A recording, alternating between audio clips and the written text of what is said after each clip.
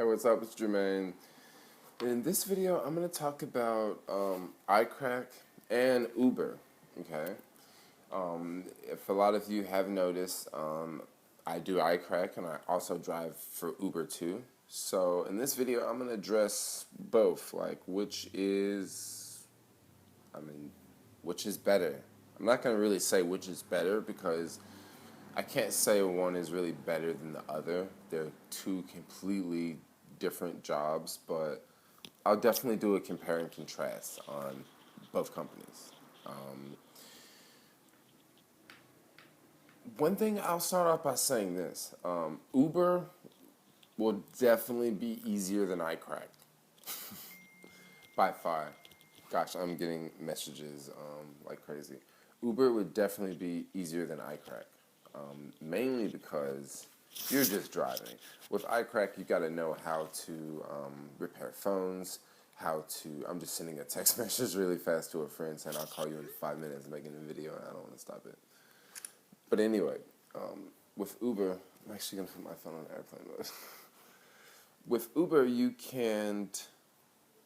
The cool thing about Uber is you can make money with a car. Okay, you really don't really have to know the area because there's GPS built into the app that'll just give you turn-by-turn directions. Uber's pretty dang easy to get started. A lot of people could just get started now. Okay, with iCrack, most people cannot get started right now. Most people will need training. Like, I needed training. So I needed training on a lot of other stuff. Like, I didn't know how to do a bunch of iPads. So I learned how to do a bunch of iPads. With Uber, don't really learn much. You just learn the city better after you drive a lot in the city. Pricing. Uber will definitely win at that one too because you only needing a car to get involved, and you look at this area, a lot of people have cars. I mean, not really in San Francisco, but if you look at the Bay Area in general, a lot of people have cars. So it still typically makes Uber like slightly easier because chances are you may have a car if you're thinking about becoming an Uber driver. Or if you wanted to be a driver in general, at least that means that, you have an interest in driving, like you know how to drive, or you have a car, et cetera, et cetera, et cetera. And then there's this other factor about iCrack. iCrack, you can actually make more money per hour. Yeah, this is true. You can actually make more money per hour with, I would say, less stress in a lot of cases. Let's say I go to an office and I do one iPhone 6, and someone else sees that, hey, this guy's fixing iPhone 6s. I got a broken screen. Can you fix one? Well, now I just did 2 phones in 1 hour.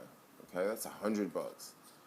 Now that's very unlikely to get 2 phones in an hour, but it's kind of like getting $100 ride with Uber. That's kind of unlikely too, to get a 3x ride going from the marina to downtown. So, I mean, it goes both ways.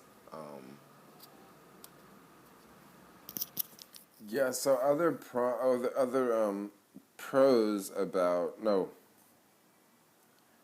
cons about Uber is car depreciation.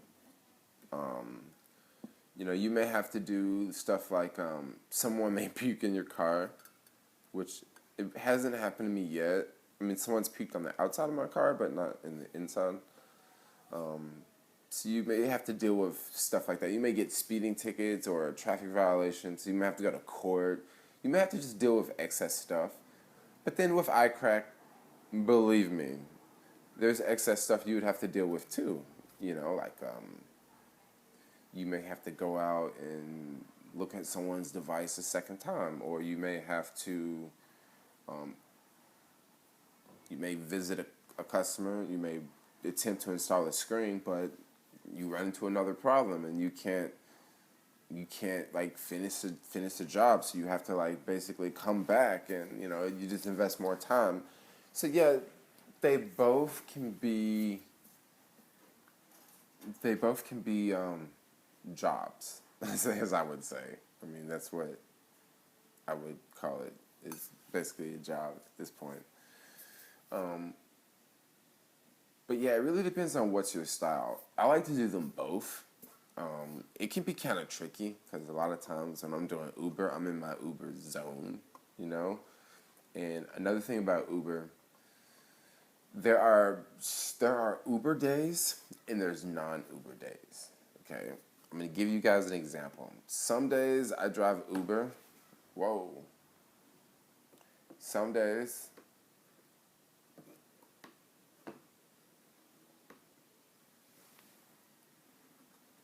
some days I drive Uber and it's like nonstop.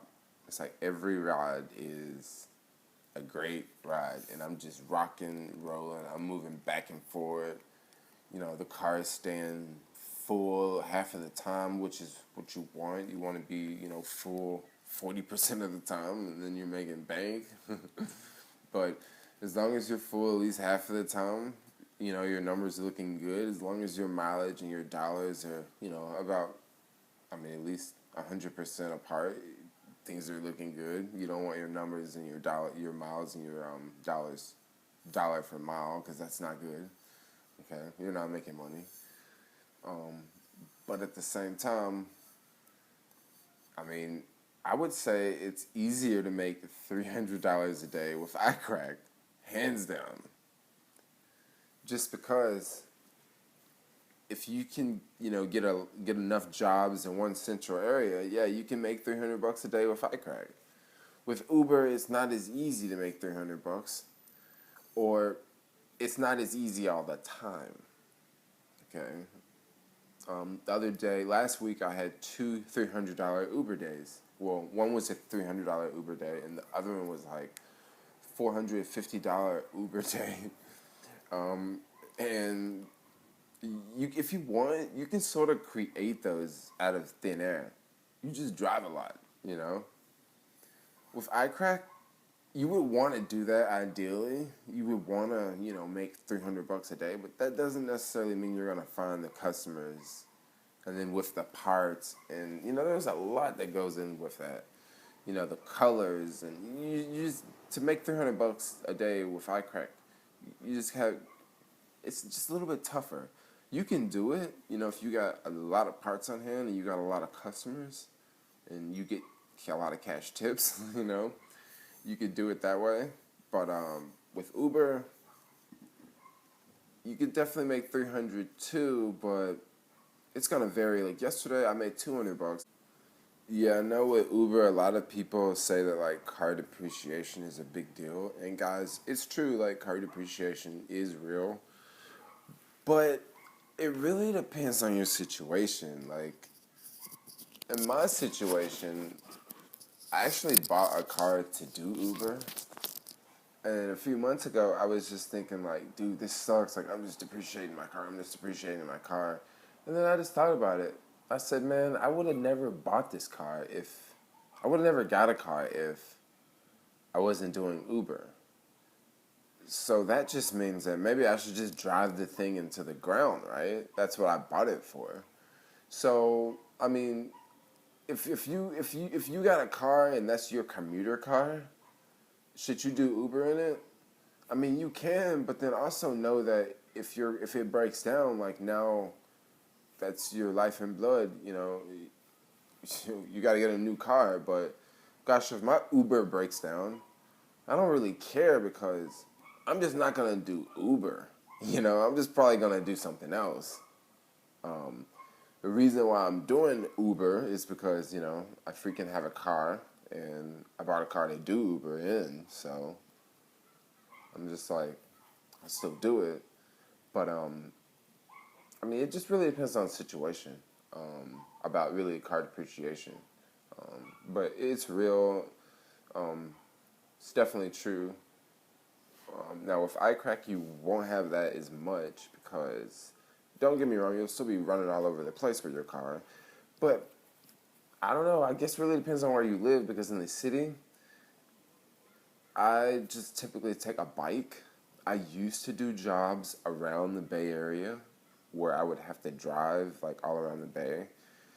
And that got old really fast. The main reason why it got old really fast is because it's just traffic everywhere, like all times of the day. And it just doesn't make sense to go from like San Francisco to, Richmond to do a repair, and then go to Richmond back to San Francisco, and then go to San Francisco to Redwood City. Like it just doesn't make sense to do all that running around. So I just typically like do all my repairs like in the city, try to have them, mainly downtown. Um, Now when things are slow like they have been, I'll look to do repairs anywhere, just because, maybe I want to get rid of some parts or just want to generate some extra cash that I have locked up in parts. But I mean, the best thing I would say is do them both. Like if you can, do them both because you can just have your backpack in the trunk of your Uber, and you can have all your iCracked parts in your backpack. And then once you get an iCracked request, you just stop driving Uber and then just go do the request. But I will say the thing that really sucks about doing them both, okay? The thing that sucks about doing them both is, this is the truth here. Let's say you're driving, you got to repair at 3 o'clock. What time do you stop driving for Uber? Do you stop at 1? Do you stop at 1:30? Do you stop at 2? Do you stop at 2:30? Because you got to take into account that you don't know where your last ride's going to end. Like, what if the person wants to go far? Then you won't have enough time to make your 3 o'clock appointment. Or or you may have a hard time finding a parking spot. You just have to plan for that. So if it's a really busy Uber day, a lot of times I won't do iCrack because for me to do iCrack, I would almost have to section off this like large amount of time that if I just continue to do Uber, I would practically make the same amount of money. Okay? I'll say it in a different way. So let's say I make $50 doing a repair with iCrack. Okay? Let's say this repair for some reason takes me an hour to do. Let's say it takes me 10 minutes to find a parking spot. Well, I probably cut the Uber app off 30 minutes, an hour up until the repair time. So there's 2 hours right there that are, being taken off. 2 hours being taken like out, basically. Those 2 hours, I'm gonna make $50 for the repair, right? So roughly $25 an hour. Now, if I just kept doing Uber in that Uber zone, when you're moving back and forth, you're going all over the city, well, you can make roughly $25 to $30 an hour there. So that's why I say that sometimes iCrack could, a lot of times if I'm busy in the zone, I won't accept requests if I see them coming through because I just say, hey, man, I probably just do about the same. Just keep driving Uber, just keep moving, especially if it's rush hour or something, or if it's surging. If it's surging, chances are I'm not gonna accept an iCrack request. Main reason being is if it's 2x, okay, and I cut my phone off to go do an iCrack repair, I may get $50. I may get a $25 no, not a $25 credit. I may get, the $15 recycle credit. And then I also may get, let's say, a $20 tip. Great, I made $70 or $80 or $90. That's cool. But for some reason, I would rather keep the app on when it's 2x and hope that I get a ride going to Walnut Creek at 2x at rush hour traffic. Because that would be a $200 fare. And for me, that would just be more fun to do that, to wait for that ride, to get that big long ride versus to just go ahead and do the repair and maybe make $70, So that's just how it is. Like, my experience is iCrack versus Uber. You guys, let me know what you think of this video. If you have any questions, put them below. I'll try to answer questions a little bit faster. I've been lagging lately, but I'll try to answer questions faster. But if you like this video, hit the like button. You want to see more like this, subscribe, and peace. It's a wrap, guys. Thanks for watching.